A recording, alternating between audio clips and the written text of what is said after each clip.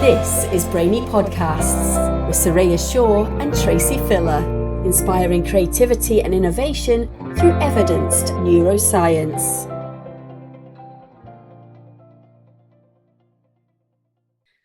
So it's lovely. It's so nice that we're back together again, and I really enjoyed our episode with Leanne from Australia.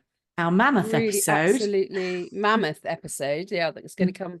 Two episodes are going to come out of that one. It was fantastic. We can't edit it. It has to be in two parts because she just had so much knowledge. And so I like what could get left out.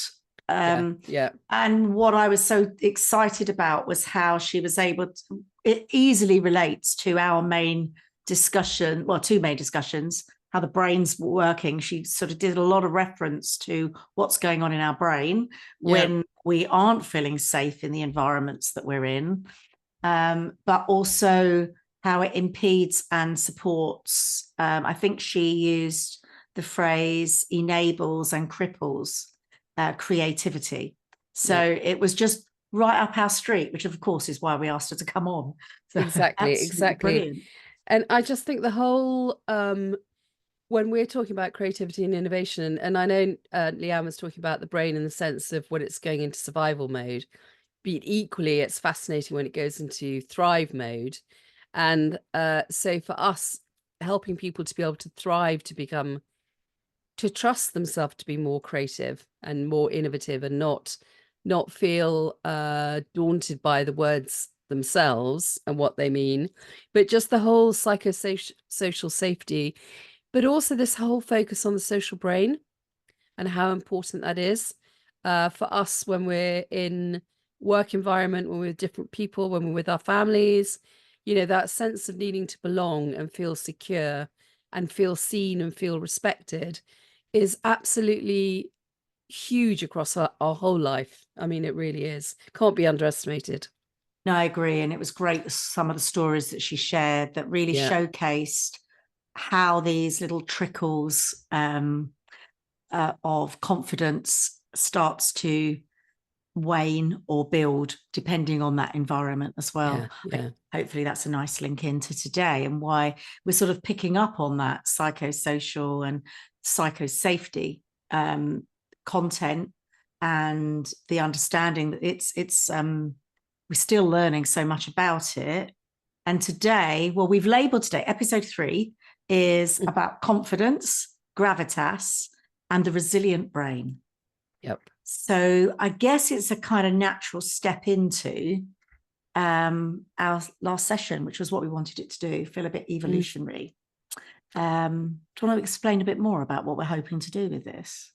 Well, I think what we're doing is what we kind of, where we're coming out in the second series is much more about each episode building on the next episode. So we end up with a full picture, because as humans, we're so complex, and what we're trying to talk about is so complex, actually, which you and I kind of picked up at the end of series 1. So what we're looking at today is, building on. So if you are in an environment where you're feeling psychologically safe, your confidence flies, because your brain is not being distracted worrying about safety or danger anywhere. You can just be absolutely free and to be in flow. If we look at the emotions, to be in joy and to trust people around you. And so feeling that confidence makes you feel that you can achieve the world. And your brain is just, releasing all the good oxytocin, serotonin, all the wonderful kind of reward networks working. And then from that is gravitas. And gravitas is a very interesting word, because it's much more associated, funny enough, with men. When I've been working on the masterclasses I used to run, women would come in for the confidence, which I think is interesting, and men would come in for the gravitas. And gravitas, actually, Leanne touched on this very slightly when she talked about the physiology of how we show up, whether if you're feeling relaxed in an environment, your body will be open. And it's like a dog, when a dog's lying on its tummy, it feels safe, because it's really very vulnerable from in the wild. So for us, being upright and opening up is important, and that sends signals to people about, and we talked about this with the theory of mind, mirror neurons, all the kind of areas we touched on, that actually people then feel confident with you, they feel secure, they respect you. There's unspoken signals that as humans we give off, and people pick up on. And then, of course, the most important part of all of this is the resilience. How we are resilient as individuals, how we're resilient as teams, how we're resilient within an organization. And it's very much, you know, as we've kind of looked at in the past, that when you talk about, I mean, people always talk about the amygdala, but you actually need to go back to the thalamus in the brain, which is the kind of like relay station for all our senses and emotions that, what was it, 10 million senses that we're picking up every second. And that relay section essentially will quickly decide where that goes to. And so it'll go to the limbic brain, but it might go straight into the cortex. So the kind of solutions focused, logical, higher functioning area of the brain. But it will, if it picks up that there's been a past signal that's been dangerous, is why it goes to the amygdala, because it becomes part of that threat network which is in the brain.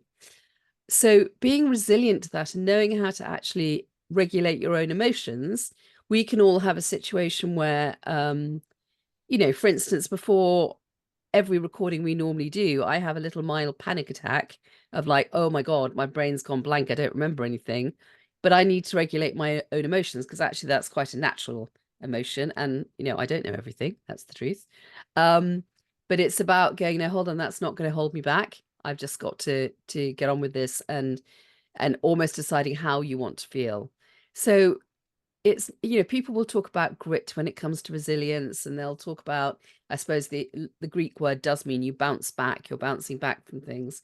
But it is the way that you view the world through your own lens. What's your perception that's going on?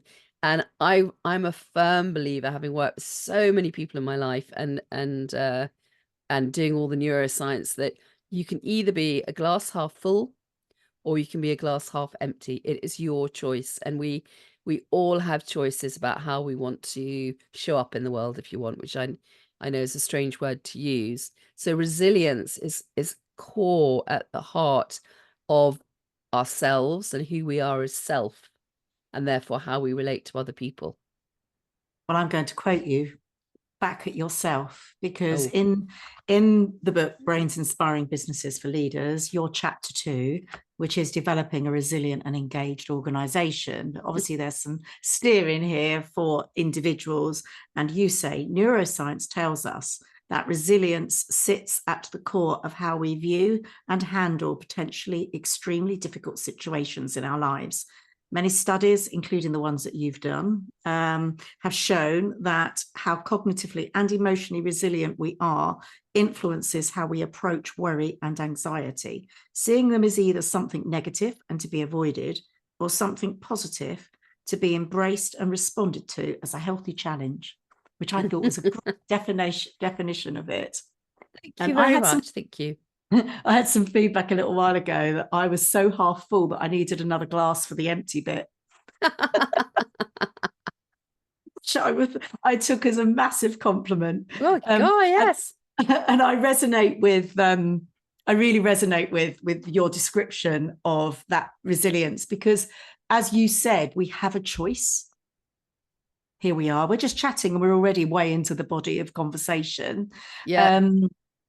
Because just because it's how you've always dealt with something doesn't mean to say that you don't have a choice to change how you respond to a situation. And it's like people that say, oh, I'm the unluckiest person in the world, or, you know, I'm really it's funny, I went to yoga last night, and she always asks you to set your intention. And then she asks you at the end to consider how you're feeling and get in touch with how you're feeling. And just gratitude came to my mind, which is a lovely thing to feel.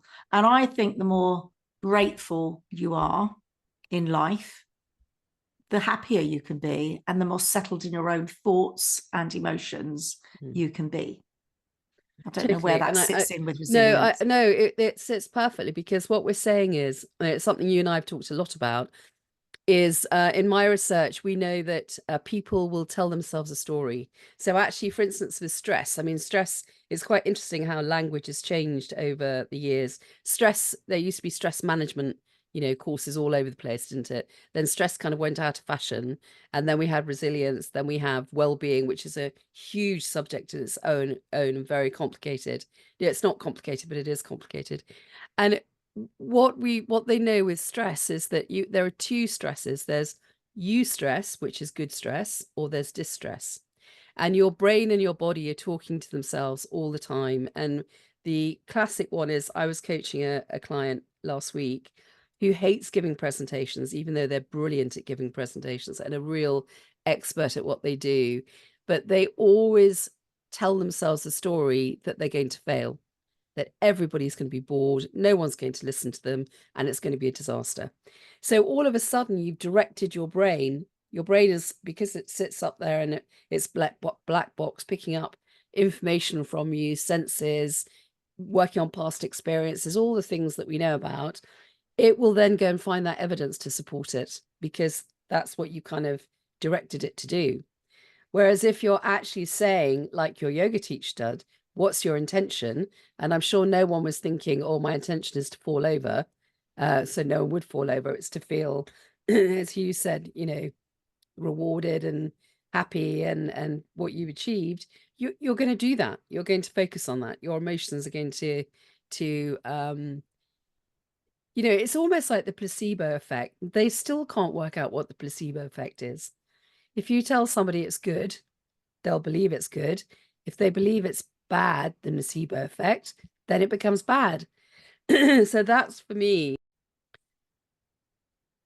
Yes, so we know that we can direct our brain the way that we want it, but stories are so powerful. If you think from when man first started, we've sat around fires and told each other stories and made sense of our world that way.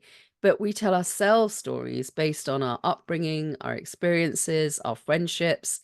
And what's sad is the way that negative voice can speak in your head sometimes. You wouldn't allow anybody to speak to you that way.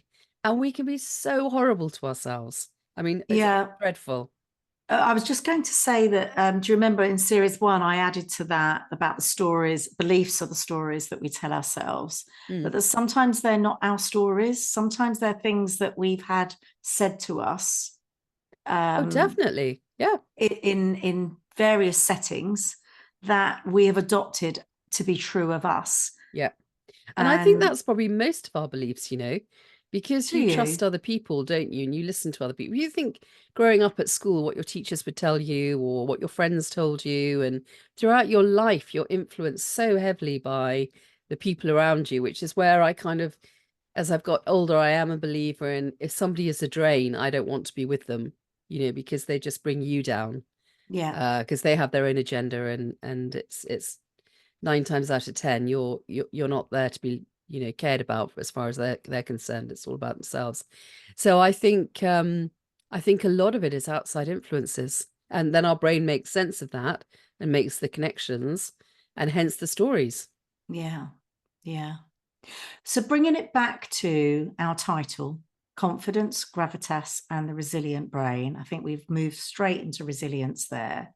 But I just want to pick up on, you described confidence and gravitas as two distinct things, and I see them very connected. Just wondering how you would see the difference between confidence, gaining confidence, and gaining or building gravitas. I think I just see with gravitas more of a physiology to it. I think confidence is your self-confidence, your self-esteem is it can be a very introspective way that you perceive yourself, and therefore the messages that you give out, your language, your pace of talk, all of those kind of things. Whereas gravitas, I think, is more maybe gravitas is more, if you walked on the stage, for instance, with loads of confidence, you could come across as overconfident and too sure of yourself and arrogant. You know, it could display itself in a very different way. Whereas I think gravitas for me has a sort of stillness and a calmness about it. But because of the posture you bring with it, it gives you a sense of power, or, you know, people perceive you as more powerful. So that's why I use the stage analogy that, you know, it's like great politicians, those politicians that come out and they look like politicians who know what they're talking about, and you trust those. And please don't ask me for any examples recently, because I haven't got one. That's a tough call. Yeah, that's a really tough one, isn't it? Not to get too political on our No, we podcast, can't. I'm but not going down that no, route. we won't go there. But I think it's, how do you know, for instance, I suppose if I'm thinking of actresses, for instance, someone like Judi Dench has got great gravitas for me. I mean, you know, she's a brilliant actor and she's confident, but it's just the way she holds her body and she moves that for me adds that gravitas bit. Yeah, I agree. And for me, gravitas is linked very much with credibility. Yeah. And perhaps identity. And maybe confidence is your self-identity. Yeah. And gravitas is your other's identity. Yeah, I think that's a great way to put it, actually. Really clear. So, and you need both. You need both for yourself, your own self-esteem and your own self-belief, but for your other, for people to go, I trust that person. Yeah. They look grounded. They've got some gravitas. They've got some sort of status to them, I suppose. Yeah. And so that trust word is coming back again. Yeah. Because it came up a lot in episode 1 and episode 2. And like any relationship, we know trust has to exist for anything else to be formed. Yeah. And it can be broken. It's still a fragile foundation that can be broken. If there is an effort and understanding and care going into that relationship that feels equal. Yeah, there's some interesting neuroscience studies on trust, and it is very much, you know, you're going into the parasympathetic nervous system, so the positive, healthier side of your brain, really. And I suppose also flow and attention goes, if you're in a room, you know, for instance, if we're talking about ideation and creativity, if you're in a room with people that you trust, your brain isn't fighting itself thinking, am I safe? Because it knows it's safe. So it can trust its environment. It can trust where it is. It's not having to waste any energy on surviving. It can put all its energy into flow, attention, concentrating on the people it's with, what they're saying, really listening, and actually hearing as well. And then letting the brain do its own work, making its own connections to come up with solutions, because it's not being distracted by fear. Yeah, that makes absolute sense.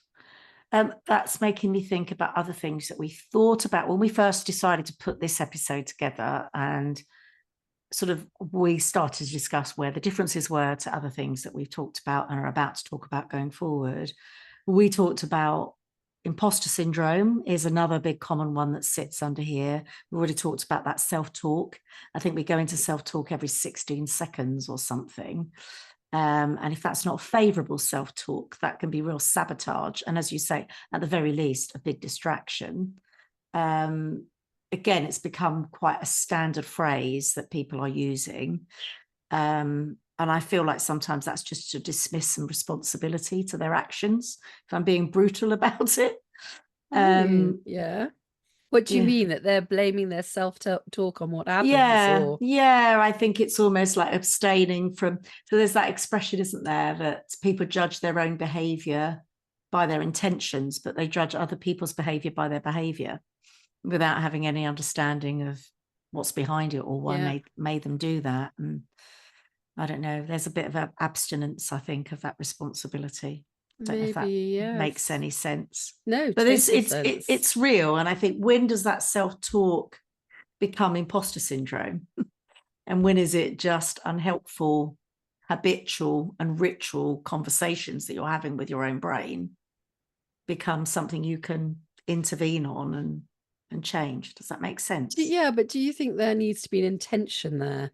That if you know that you're, excuse me, just if you know that you're self-sabotaging, if you have the intention that you want to change, if you, like, for instance, we know about neuroplasticity, we know neurogenesis, we know that we know the connections the brain can make. We know that if we practice them, we can change those connections and view the world. We actually have a lot more freedom than I think people realize that we have, a lot more power to be able to do that.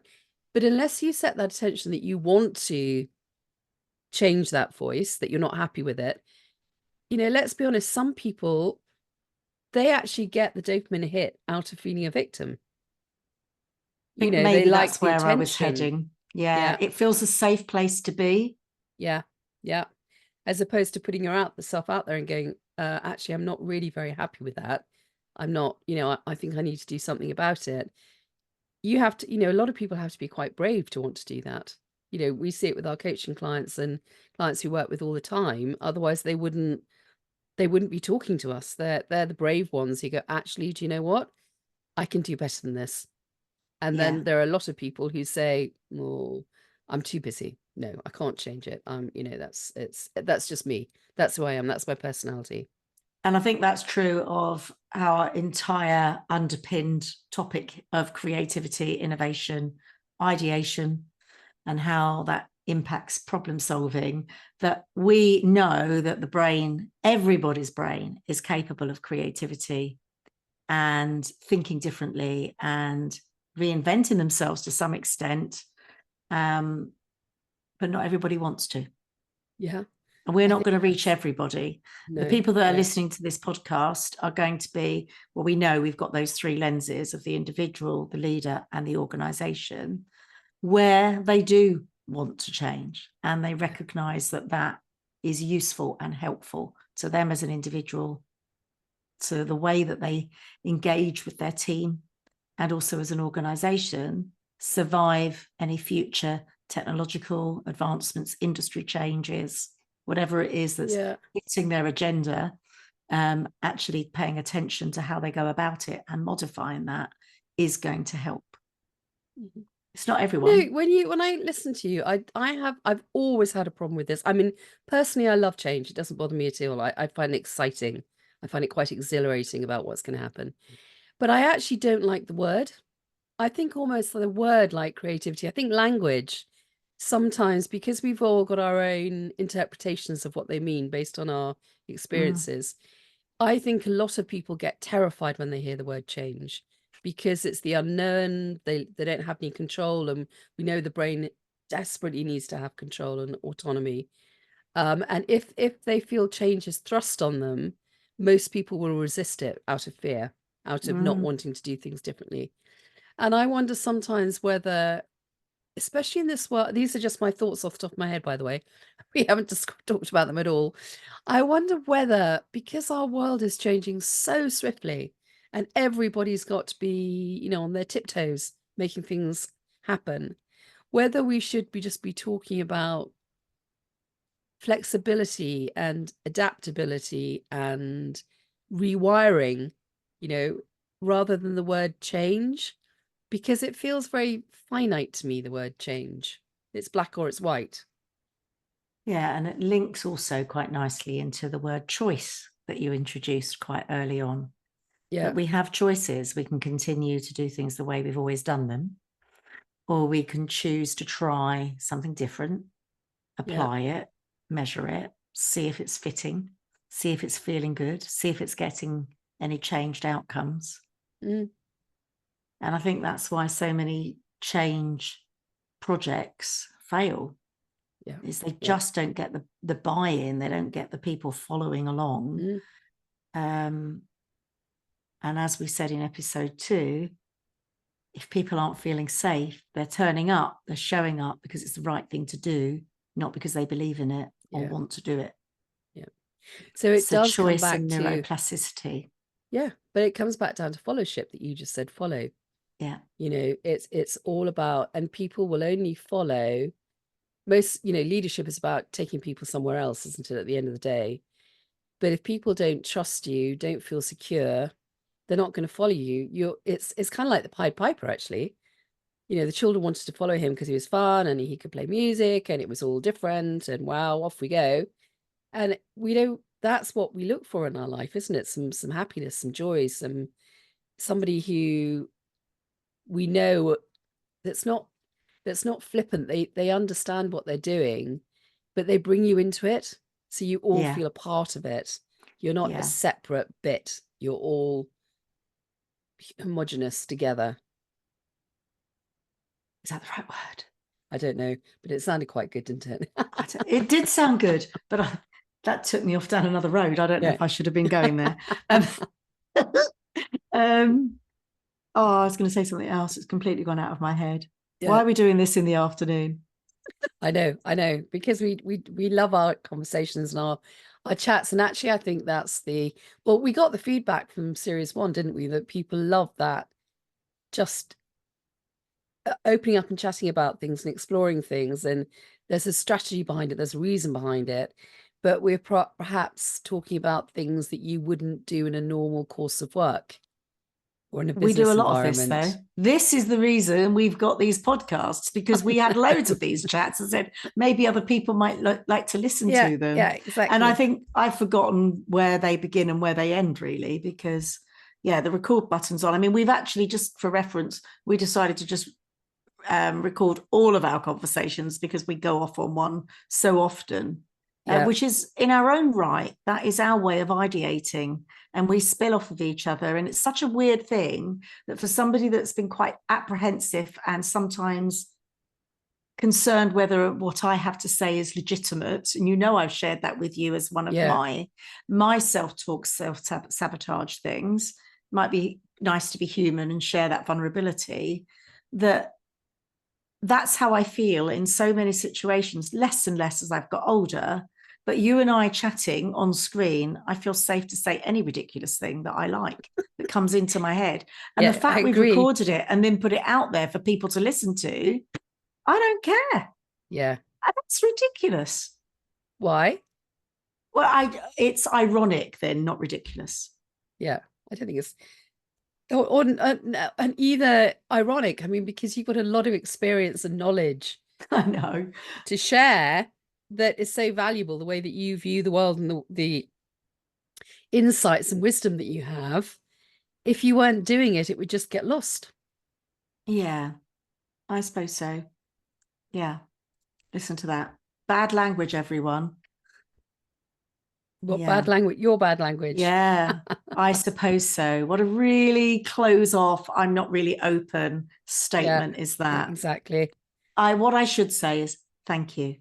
Good. That's much better. Yeah, much better.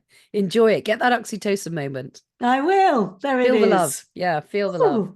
Yeah. Lovely. But I think it's quite, you just touched on something there that we were talking about with around leadership, is the whole vulnerability and honesty and being able to, I was thinking about feedback recently. We were talking about some of the miscarriages of justice that have happened recently. And actually, if somebody had been as we know, the court jester and held up the mirror that we talk about in episode 1, who it's almost like companies are missing that court jester who can actually hold up that mirror and say, excuse me, what are you doing here? This is what I'm seeing. This is what I think your intentions are, but this is what's actually happening. And perhaps those things wouldn't happen anymore. If people were, there's something about bravery here as well, isn't there? There's something about being courageous, but being able to be vulnerable. And, leaders don't have all the answers. The amount of work they have to do and problems they have to solve and all the, let's take the jester analogy again, all the balls they have to throw up in the air and catch. I mean, I wouldn't want to do it again for all the tea in China. Thank you very much. But being vulnerable and being able to say to the people around you, because you trust them and you feel secure and you're all, the social brain is linking up. You're part of the same group, you're part of the same tribe, if you want, the same family, is being able to say, do you know what? I'm not sure where we're going here. What do you think? And that's part of fellowship, isn't it? Nobody has all the answers. Everybody has to share the answers to reach them. Or ask the right questions to help get there. Which is why coaching has such a place at an executive level and beyond. Just supporting the structure of thought and validating some of that thought so it can go into the right action. Then takes us back to what choices do you have, and where are we going to take this business and its people next? Yeah, we're in very interesting times at the moment. I mean, you and I were just saying before that, in the UK or in Europe, the Far East is probably looking at us, questioning what we're doing.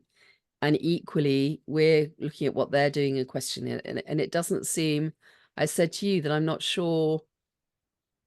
I think leadership has changed so much, and it continues to change so much, that leaders moving forward have got to be humanist, with AI, with the whole technology, although AI can't think and it can't ideate the way that we do, it doesn't have that kind of creativity. We know that. It's learned, it can pretend that it does, which is very, very different. It is about working with the brain. The brain is all about relationships. That's the miracle of it. That's the most amazing thing about it.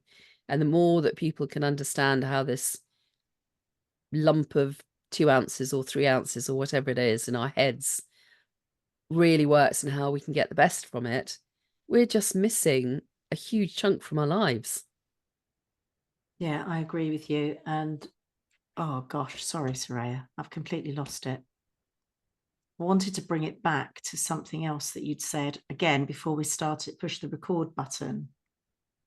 Oh, sorry. So the other thing that we were talking about, linked to that conversation before we started recording, was we also talked about the traits of a leader, and you said charisma is really important for leadership, and particularly today. So let's have a little chat about charisma, because that doesn't get talked about so much. Charisma and charm. Charisma and charm. When it's very interesting how people react to that word, because some people, it gets their back up completely because it can be seen as being false. Someone's very charismatic, they're very charming, but are they real? Are they really, or it's just a huge show? But actually, if you think about, and funny enough, it was my father who always taught me about charm, and my dad was a really charming, very, very kind man. And it was just something that people overlook, I think, because I think for me, charm and charisma is that you are so focused on the other person, and you're seeing that other person, and you're listening to that other person, and you remember things. I mean, if you must have experienced this loads of times, when you bump into somebody and they remember something about you, you're like, oh my God, I exist. They remembered who I am. Yes. Now, to me, that is absolutely charming that they've taken the time to go, oh, I remember that, and then bring it up when they next see you. And I think it's those little things that make great leaders, because it shows that they're valuing all the people around them. They're seeing those people around them. And I think it's something that we don't do well. There are other nationalities who do it much better than we do. It's just part of their whole DNA of who they are. Whereas perhaps it's a British thing. We're not very good at being charming. Even James Bond, if you think he could be charming, but then he'll kill you. It has that think kind of of a few connotation. leaders like that. Yeah, probably. Lots of people like that. But I think it's an understated attribute to have. I really do. And what benefit does it bring to creativity, to the right environment to encourage your brains then, if you have that charismatic leader? I think you give people belief, don't you? If you're feeling nervous, or if you're feeling, you know, especially in a room full of people who, you know, can do what you're setting out to do. If somebody is charming to you and sees you and almost holds you in that space so you feel safe, you can achieve anything. Because again, the brain's not going to be worrying about what's going on in the background at all. You know, in my life, I've met some really charming people who've made such a huge difference. Like Paul Brown, obviously we were talking about, you know, Professor Paul Brown. He was such a charming man, you know, a real English gentleman, absolutely charming. And you'd have bent over backwards to achieve what, you know, if he said you can do it, you're like, oh, I better do it because he says I can do it. So he's got belief in me. I'm going to go off and do it. Yeah, believing in others is a really powerful jump up of confidence. Yeah. And in turn builds that gravitas as well. And I can think of my first job as a manager. I always say David was a good mentor, but I think he had quite a lot of charisma about him as well. Interesting. And what was it? How would you define his charisma? Oh gosh, how would I define it? It was quite funny. And I think it was his belief, but he'd be very honest, actually, not blunt, very honest about what he saw, but gave me the time and consideration. He also would gently direct me where I got something wrong. Wouldn't cajole me. He would offer an alternative. So yeah, I think that's how it showed up. But he, as they say, some people walk into a room and light it up. And maybe that is gravitas as well. It wasn't because he was the owner and ran the business. It was because it was who he was that stopped people in their tracks as he walked in. They say that Bill Clinton was like that. For all Clinton's stories, apparently when he walks into a room, everybody in that room feels seen. And I think it's quite an interesting thing to experiment with, to actually, when you do go into a room or you meet new people, to put yourself aside. So you're pushing yourself out of the way. You're not pushing, you're just moving yourself out of the way. And you're actually focusing on the people in that room and the people around you. And opposite to ego-driven leadership then. Well, maybe, but what you are doing though is your brain is signaling to other people that you can see them and that they're safe and that they're appreciated, and their brains are picking up on that. And we know that happens within nanoseconds, absolute nanoseconds, that our brains lock in, because otherwise that's the whole survival mode. So I think people can intentionally set their intention that others will pick that up. And I think that's part of charm as well. And I guess the other thing is that of course, it's something that you could learn to do. So if you've got a bad memory, you can make notes on the name of someone's children or where they went on holiday. But actually, if you're genuinely interested and you are present in a conversation, that will naturally happen and you will want to connect. And that's probably the difference, because that, as we were talking about in our discussion with Leanne, people pick up very quickly if it's disingenuous. Yeah, they do. They do. Yeah. I mean, you look, you know, when you go networking, again, it's all about relationships, isn't it? It is, yeah. You know, if you go to a networking do, which I very rarely go to anymore, but I can walk in a room and know exactly. Sometimes I can walk out actually, because I'm like, no, this is not my kind of place, because it's the intentions of people in there. That? I don't know. It's mad, isn't it? But what is it they say about the networking and relationship building? It's like, know, and trust. Yeah. Well, okay. Yeah. Right on the nose. And that's fair, isn't it? That's really, if we're looking at confidence and gravitas, it brings you people into your sphere where they like you, know you, and trust you. Yeah. So that's quite an interesting thing, isn't it, actually? Do you think you need to like someone to trust them? No. Okay, tell me more. I'm thinking about it in terms of, there are people that I've had to work with where I don't particularly like them, but I respect their skill set. I respect what they bring to the table, and I trust them to do their part of the job, their piece of the jigsaw, to do their bit well. Yeah. Interesting. So we don't have to like, there's a saying, isn't there? We like people who are like us, but that doesn't necessarily mean you like them. That makes sense. Yeah, I think that's rapport, because the suggestion is that rapport is about, I see me and you, and so we've got something going on here. There's something that binds us. Yeah. But that isn't the same as liking. It's part of my personality trait. I've always sought out people that are the complete opposite to me. I find it fascinating. Really? Yeah, I quite like being with different people. I love finding things that are the similarities, but I love seeking out people that have, are different and have a different way of thinking. I think it enriches your own thoughts. We were only talking again today before we switched on record. We were chatting earlier, weren't we, about the fact that as we've gone through the process of series 1 and now into series 2, that we've really honed in on why we're doing this, what brings us together, and we've become very close as a result of that. Yeah. It takes time. It takes being vulnerable and honest with each other and continuing to create a place where it's safe for us to encourage each other to do that. Yeah. And hopefully that comes out in the end product. Yeah. And I think part of that is what we were talking about before, is it's about values.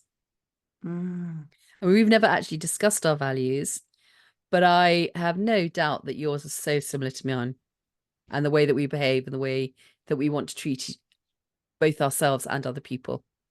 Yeah. So how does that come out? And that's where trust shows. So, for example, we have never set a task for each other that we haven't then done. No. Yeah. Without question. I haven't even checked. Today, we haven't spoken to each other for about a week, which is really unusual. And we were logged on this morning at 7:15. Makeup, hair done. And I never ever once questioned, will Soraya be there? I don't know. No, I know. I thought about sending you a note last night, and I went, no, be fine. We'll be there. Yeah. So I think that is a really good example. And when we're looking at organizations living by their values and the fabric of their organization, how people show up every day, it doesn't need to be, values do not need to be on a beautiful printed framed poster. They just need to be in the behaviors that you see and don't see across the organization. Yeah. And everyone's responsible for that, which is why they shouldn't be written by some marketing guru. And I think it was Leanna who used the word, you have to do charters. If you're really going to work with people, you have to find out how people think, what they're feeling, what their desires are, what their motivations are, what their fears are, to actually be able to push everything aside that when you need to be able to collaborate and share and be open and be honest. Yeah, collaboration is another really important one, isn't it? In the right space. I mean, if leaders collaborate on everything, they'll never make a decision. Yeah. But that's quite an important one to consider. Yeah. I've got a note here. I don't know whether it's relevant or not, about Dunbar's theory. Oh, Dunbar's theory. Should we talk about that? I think I'm not going to go into detail because I've forgotten all the detail. You know what I'm like. Sorry, didn't mean to put you on the spot. It was just in my notes. Yeah, no, Dunbar's just theory, to prove it isn't just us chatting. Yeah. No, Robin Dunbar, he was emeritus professor at Cambridge, I think it was. He was Cambridge, yeah. Yeah. And his theory is that you can never know more than 250 people. You start off with a circle of 5, that you know well, that are your friends and your family, goes out to 10, I think, then it moves up to 50, then it's 100. And so it kind of develops, but it can't go beyond a set amount, because the theory is, being the social brain again, you can't know everyone. You can't be in touch. So if you look at the army, they're based on the same principles, essentially. And I suppose it's becoming relevant now when you're looking at the structure of organizations and how they need to be, and how organizations are now becoming much flatter for all different reasons, that you need to have experts in their expert field who are making the decisions. And then you'll have your C-suite. Maybe they're not even C-suite anymore. They could be people that you elect within an organization to look after and deal with different responsibilities. But the theory behind it, it's the number of people that you can have a relevant relationship with, really. That makes sense, doesn't it? Particularly when we've just done that off the back of the word charisma, for example, and genuinely knowing that people are showing up and being recognized in a room. There is only so much capacity to remember enough about enough things. And I know with work and family, how quickly you can. I caught up with a friend this week. She's my best friend from school, and I haven't spoken to her for 3-4 weeks. Yeah.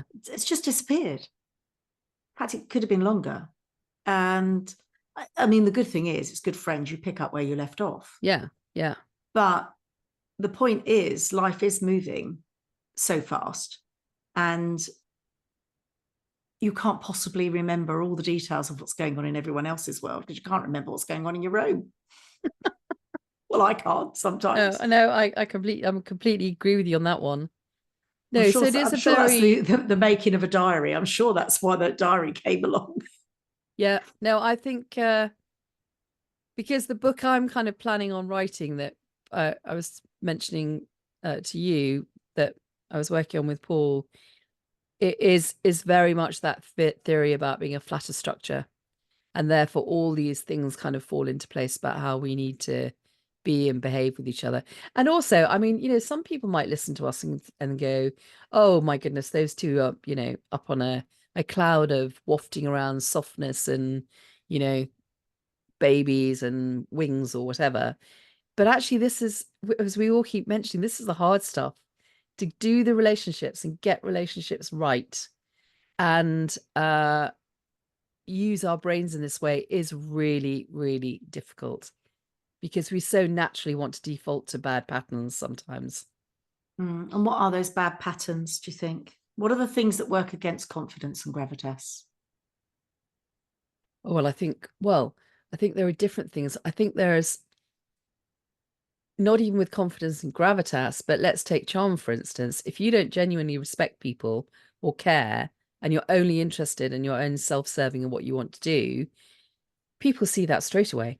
That's completely against making sure that people feel seen and heard, and encouraging their potential.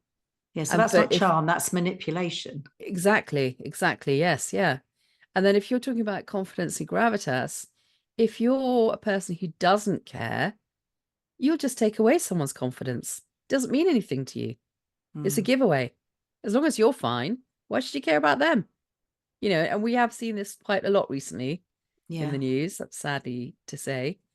And that's what I think our work, and lots of people like us, like Leanne and David and the other people we're going to be talking to later, everyone's trying to protect against that, because it's very easy to slide into that self-serving, it's all about me. Yeah. So narrative and storytelling is a huge part of building your own confidence in your own capabilities. Yeah. What you offer, what you can bring, things you can trust yourself for, even in those moments of vulnerability.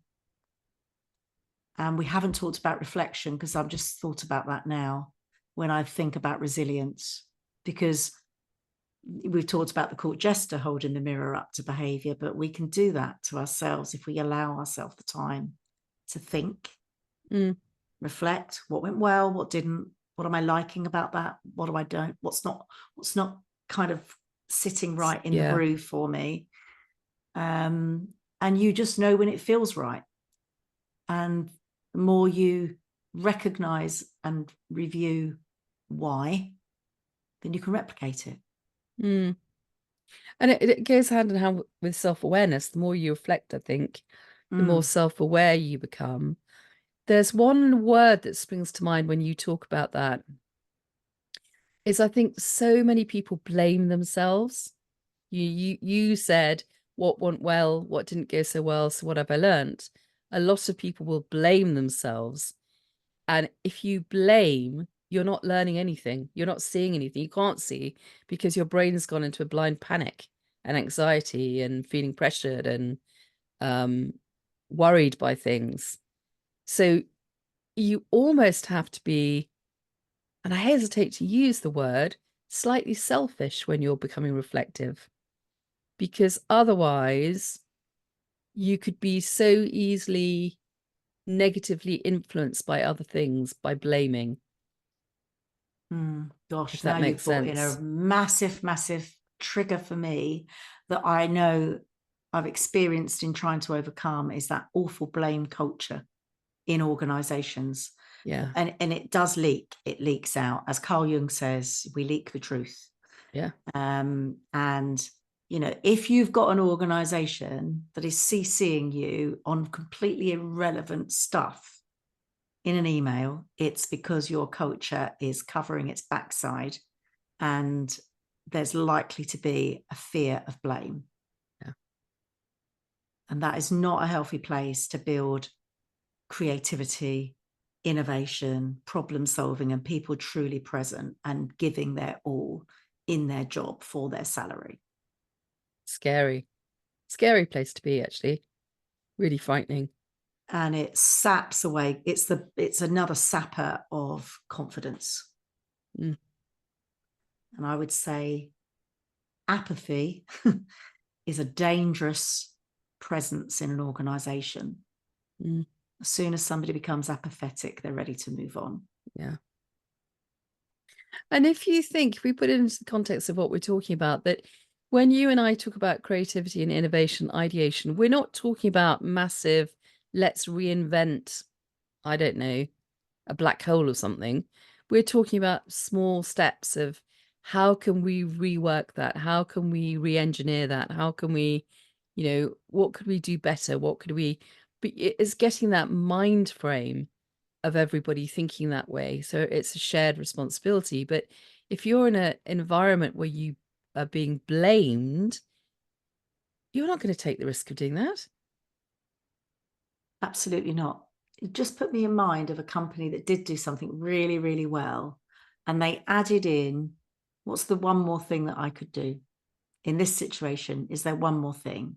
So whether it was to do with a problem with a customer's order not going out or anything, it's always that, what's the one more thing that I haven't thought about that I could go off and do? Nice. And it's just that, I call them the dial turns, that lovely tiny little one trigger move that has a ricochet of behavior change behind it. Yeah. And it gets people solution focused. It had magical results across every area, from production teams, you know, so they soldered something wrong and blown, you know, a whole box of stuff that should have been going out that afternoon. What's the one thing I could do? Well, maybe they're not ruined for another order. Maybe they're long enough lengths that we could clip them and reuse them somewhere else. They're not just going in the bin as wastage and cost on the bottom line. Yeah.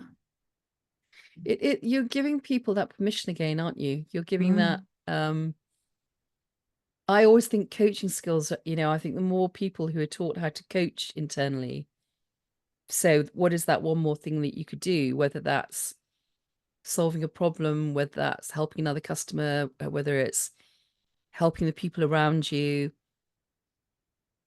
It's help, you know, if we talk about neurodiversity and the wonders of the brain and what's happening and why diversity is so important because of the thinking and the different things that it brings with it. And coaching skills are the things that help people get the insights and the light bulbs to go, oh, I could do that, couldn't I? I never thought about that before. You know, it was when, I can't remember when we were saying this, but I think one of the lovely things when I was doing a lot on stress and resilience, and people were learning stress management, you know, and mental health things and everything, it was, you know, say to somebody, how are you feeling today? Now, in my mind, if anyone says to me, how am I feeling? My immediate reaction is fine. You know, and for instance, my husband knows if I say it, then there's something wrong. Whereas mostly with your colleagues, you're like, oh yeah, I'm fine. Oh, they're fine. I asked them. They said they're okay. But actually, if you could frame that in a different way, you know, what's the one thing I could make better for you today? What's the one thing that would help you if it changed? Something that makes people stop and think. You were talking about startle surprise on the emotions wheel, on Paul's protocol. That has a very different reaction. Completely different. I like questions like that because it does startle the emotions and it takes them away from the narrative or the spiral of thinking that they're currently sitting in. And the other one, I think I said to you, the other one I will use sometimes is, so what do you want instead? If somebody is on that wheel of negativity, you know, there's some comfort in just moaning and complaining, but actually take some accountability and think about how could it be different? What do you want instead?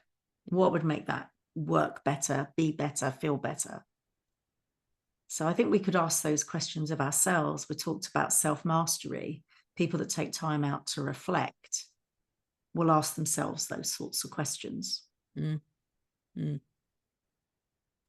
It's now a good time. I'm going to quote again from the book, if I may, just because this landed with me so much. This is very odd, you reading this back to me. I'm like, oh, did I write? That's quite interesting. This isn't your chapter, though. This is Brain-Powered Confidence, chapter 1. And I actually liked this so much. I think it will resonate with people that are listening in about confidence. Obviously, that's what this chapter's all about. And I posted it on LinkedIn when I first read it, because I just thought it was a really clever way of self-mastery when you're thinking about confidence and boosting gravitas. So creating a confident self, letting go is, without question, one of the strongest mechanisms I have seen for creating confidence. Letting go of bravado, pretense, trying too hard, and showing off. Letting go of trying to be everything to everyone, instead knowing that where your real strengths are and sitting comfortably in that space. Letting go of the desperate grip of the unattainable goal of trying to be someone else. Love that one. Letting go of a perception of who I should be and anchoring in the knowledge of who I am. That's marvelous. Very important, very rich, very, very rich. So that then leads me to the question of, what do you need around you to give you the power to do that? You mentioned the word permission. And I think it's as simple as that. Give yourself that permission. And I don't know if I've mentioned it before. We've had so many discussions, but again, I can't remember which book it was in. I think it was Atomic Habits, James Clear. Apologies if I've directed you to the wrong book, but it's a great book anyway. There's a whole section on identity, which is a big part of your confidence, who you are, and being true to that.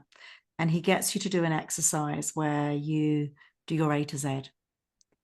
So you literally write A to Z down, and against each letter, you put a descriptor that describes you. And I did it. I did it in my phone notes, and I checked back on it, and I add. So, and everyone always says to me, "What the hell did you put the Z?" Yeah, I was thinking that. Oh, well, I can share that one. Zest.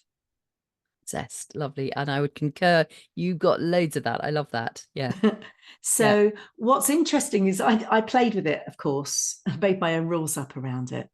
And I decided that I could be a little bit playful with it and perhaps put some aspirational identity things in as well. And it was one of the ones I can think of specifically is, as a trainer and as a human being, I'm quite effervescent. I'm quite loud. And very energetic. Get a lot of people comment on what energy I bring to a training room. And as a coach, that isn't always what's needed. Often it isn't what's needed. So under C, I added the word calm, which I don't think most people that know me well would think, oh, Tracy's calm. But I added that in specifically thinking about me in a coaching setting and being the best version of me to support the person I'm working with. And I can tell you I think I'd only done about 3 or 4 coaching sessions, having put that on my identity, A to Z, that somebody said to me, I love the calmness and stillness that you bring to our work. And I was so grinning from ear to ear, and I had to tell them why. So it permission to let go of that other self, of that perception. You're free to change your mind. You're free to change the story and the narrative and the rituals that sit with it. Yeah. Very, very powerful. Ooh, that feels like that's a natural end. I think it is a natural end, actually. I think that's been considering we kind of started with an idea of what we wanted to, but no script, because normal for you and I think that's wonderful. And now it leads in beautifully to our next guest. Happened. I don't know. I can tell you, I went to pull up the schedule so we could talk about what's coming next. Oh, sorry. So it's a really good ending. Sorry. Takes us in beautifully. Do you want to start that again? Okay, I think that's a beautiful ending. I think I feel much lighter, considering we weren't quite sure. We have no script. We just kind of meander in our normal strategy that we use. But it's a great intro into our next guest, who is the CEO of a creative agency, independent creative agency. And Miriam she's also Boot. Miriam Boot, wonderful woman. But we're going to be talking to her about, when we talk about neurodiversity, from my advertising experience, from my creative agency experience, you are working with such diverse people. I mean, incredibly passionate, every single style you can think of. And so we wanted to talk to her to find out how you manage all this diversity in people to get the best from them, for them to be able to work with other people, to ideate, to use their imagination, to be creative, not in the sense of being a Picasso or anything like that. When I was in the industry as a suit, I wasn't allowed to give ideas. Ideas belonged to the creative department and no one else in those days. I don't know whether that's still true anymore, but it's how you get the best out of people. And that, I think, will be the real talent that she has. She's a very charming woman. Charm again. Wonderful. Yeah. Well, I'm looking forward to meeting her. We haven't obviously recorded with her yet. I think she's next week. Yeah. And this is taking care of episode 4 and pillar 4 in our developing model, which is looking at the human self. Yeah. Yeah. Fantastic. Very excited about that. I am too. I'm loving series 2. Who knew there was so much to talk about with creativity, innovation? And we've got some guests that we never thought about at the very, very beginning, who we're going to be introducing as the months go by, doing very different things. Our charity, our consultant, leadership consultant. So we've got some very interesting people coming up. Yeah, we have. And I've forgotten what I was going to say then. Keep doing that. End of the day. Sorry, Crystal. Long. Yeah. It's a long day. We started at 7:15. It's for us. All I'm thinking, to tell you the truth, all I'm thinking about now is a big glass of red wine, because I feel my evening's already started. I'm having a cup of tea and a bit of the fruitcake I made. Oh, nice. Yeah. Enjoyed this episode? Listen to more at brainycast.com.